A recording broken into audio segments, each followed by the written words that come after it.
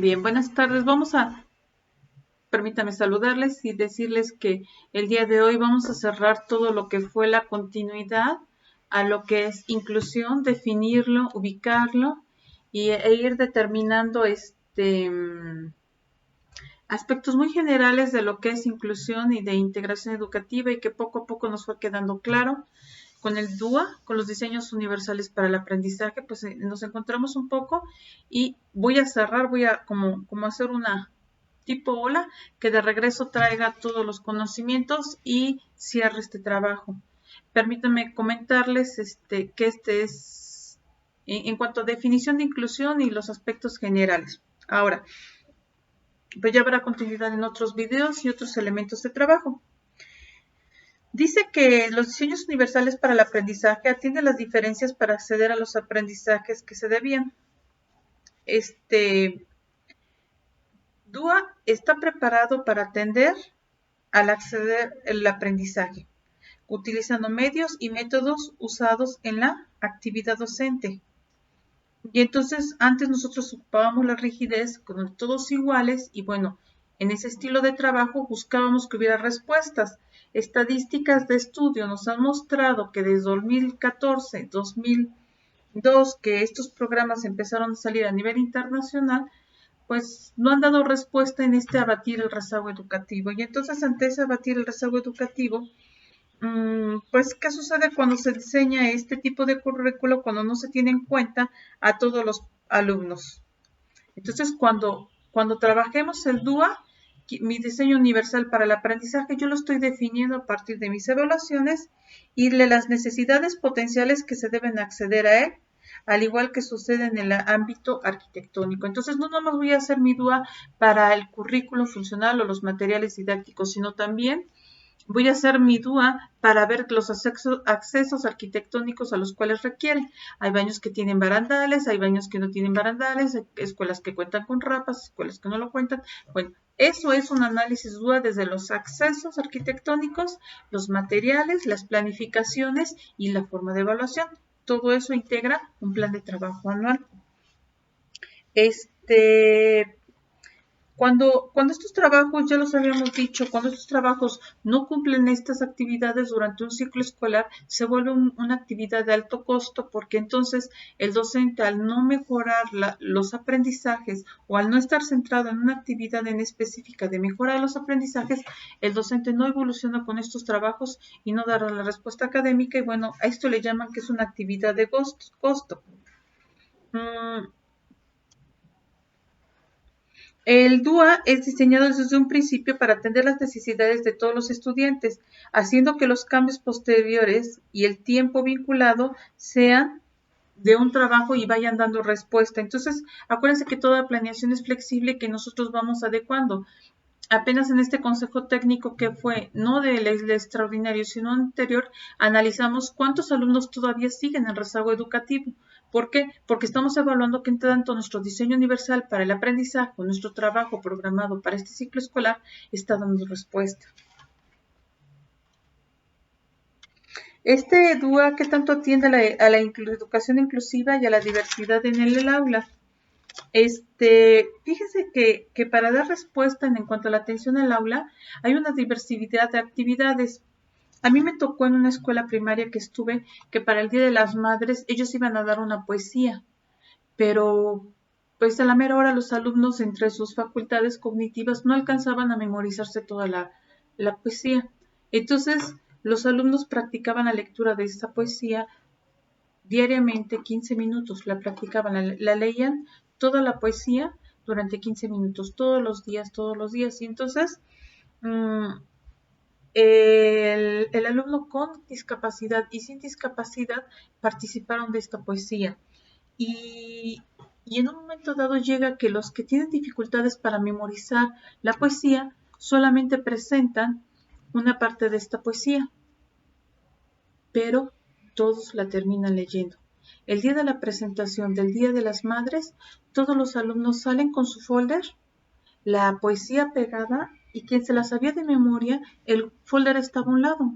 Y quien estaba aprendiendo a leer y escribir, pues estaba leyendo la poesía. Entonces, aunque es una cuestión de que cómo es de que para una poesía van a leer la poesía en sí, pues hay niños que con sus condiciones sí.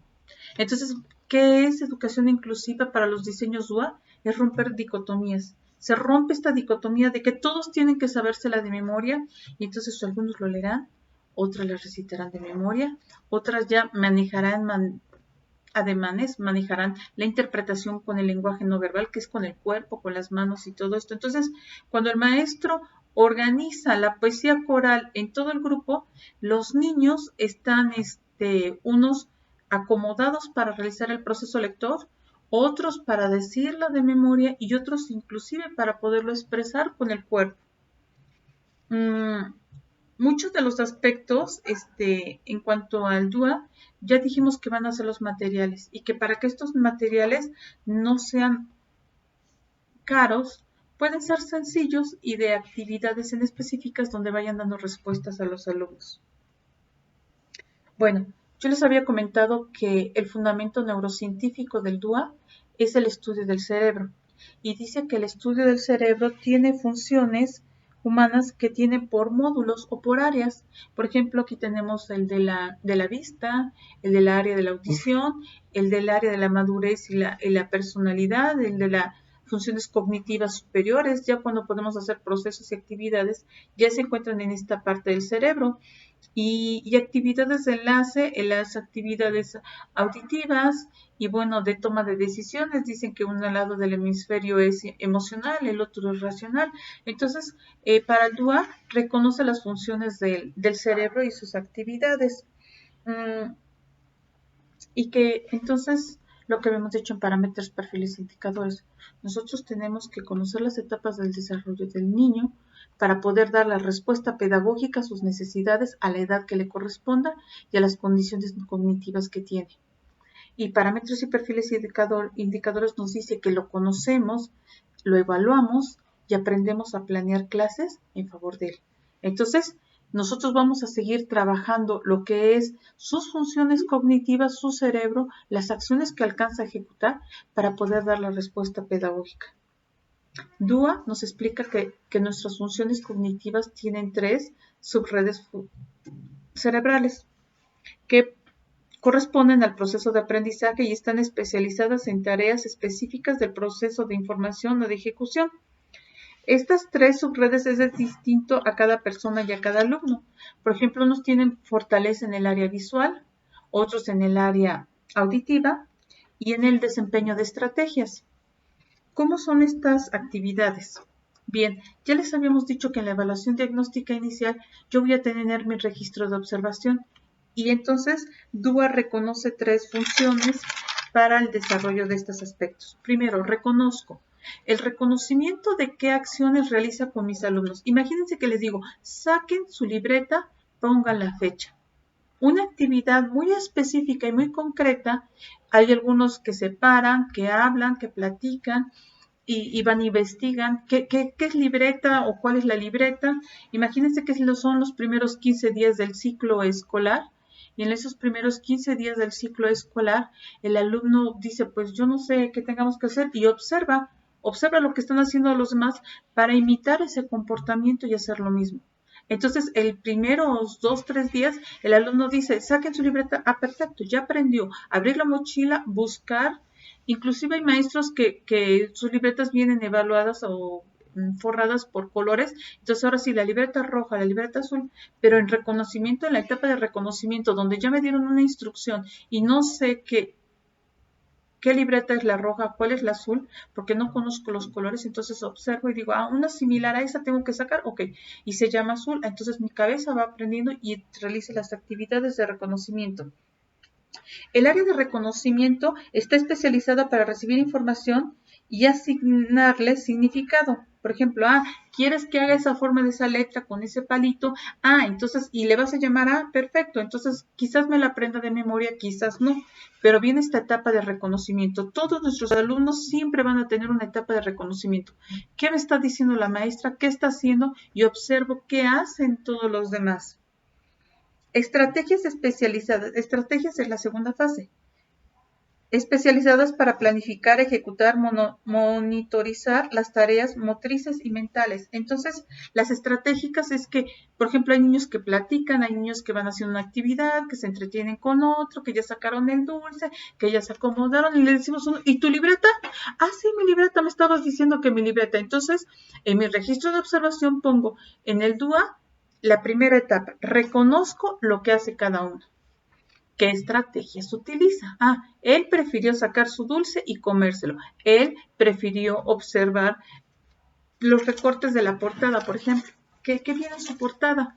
Y entonces te está platicando que es su superhéroe favorito y está plática. Y la otra también está platicando y ahí están las dos. Entonces decimos, ya te dije que sacaras tu libreta. Y dentro de ese reconocimiento su estrategia no está abrir la mochila y sacarla. Entonces hay que reconocer lo que él no hace, pero también hay que reconocer lo que sí hace. Es correcto que estés hablando con tu compañera, está bien que hables con tu compañera por socialización, pero en el momento que se te pide sacar la libreta, te pido de favor que saques la libreta, que pongas la fecha y entonces cuando yo les diga platiquen, tienen tiempo para socializar, entonces ponte a platicar, pero quiero que aprendas a reconocer, y esas son las palabras específicas, el reconocer qué te dije, el reconocer qué estás haciendo y qué funciones vas a tener para poderlas aplicar. Y entonces, ¿qué estrategias utilizan? Entonces, por ejemplo, hay niños que ya sacaron la libreta y en lo que sacan la libreta, sacan la estuchera, ya se les cayó la libreta, ya se les puso la mochila así. Entonces, chicos que tienen una estrategia de trabajo donde hay condiciones muy específicas y eso nos pide el DUA que observamos. Reconocimiento, doy una instrucción, ¿qué hacen? Estrategias, ¿qué secuencias sigue para hacer esto? Ahorita, yo como les dije la vez pasada, DUA está muy fuerte en las actividades para esta contingencia y están muy fuertes porque apenas alguien de los enlaces de la A a la Z de la Secretaría de Educación Pública dice, quizás el niño no tenga el libro, pero necesito que me haga una receta diaria, que la receta que hizo su mamá le escriba. ¿Qué estrategias está utilizando la maestra? Pues el que el alumno escriba lo que está observando. Y entonces paso 1, pues mi mamá sacó del refrigerador la fruta, la verdura y la acomodó acá. Frío la cebolla y entonces fue haciendo estos procesos. ¿Por qué requiero que el niño describa estrategias de secuencia? Porque el alumno se va dando cuenta que va primero, que va después. Entonces, cuando yo le diga a mamá, el niño va a poner la la A, la A, porque sabe que las cosas o las cadenas de comunicación tienen una secuencia y las va a utilizar. Y la tercera, las redes afectivas. ¿Qué genera de respuesta en nuestros alumnos para poder realizar estos trabajos? Entonces, para ahorita, para esta contingencia que estamos trabajando con nuestros alumnos, vamos a ir identificando que les estamos dando instrucciones. Leer este capítulo y es un resumen. Entonces, el alumno lee el capítulo y pone lo que él cree que es importante. Y eso lo escribe como evidencia y lo pone como una evidencia específica.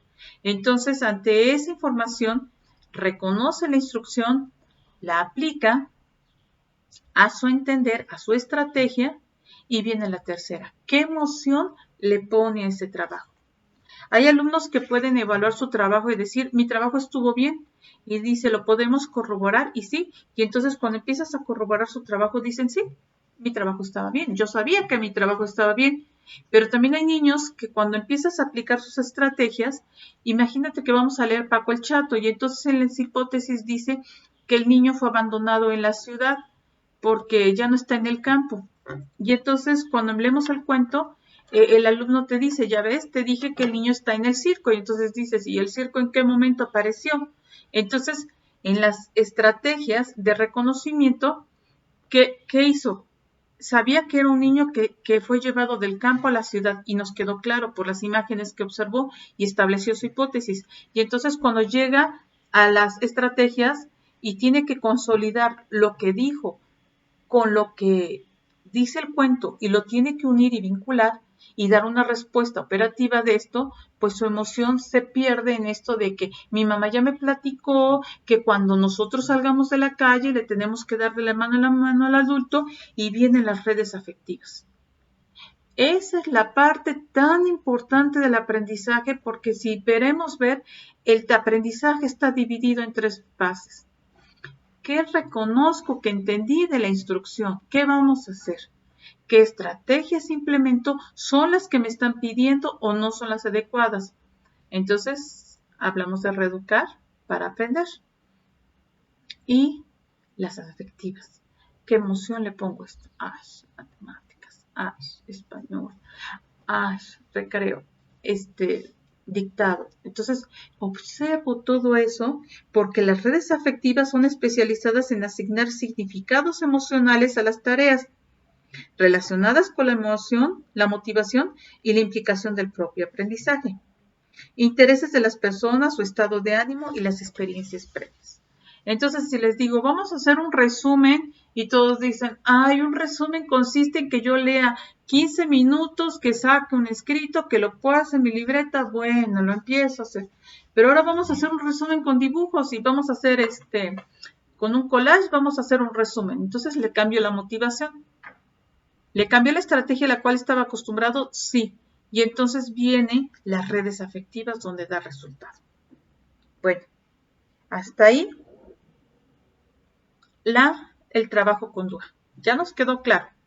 Ya decimos que vamos a aplicar nuestro registro de observación para encontrar estos 3 elementos.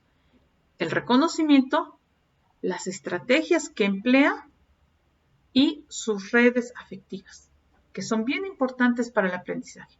¿Qué entendió? ¿Qué hizo y cómo lo hizo? ¿Y qué porcentaje de motivación e interés le pone al respecto? Y acuérdense que vamos a hablar de estilos y ritmos de aprendizaje, la motivación para aprender, el gusto por trabajar las materias.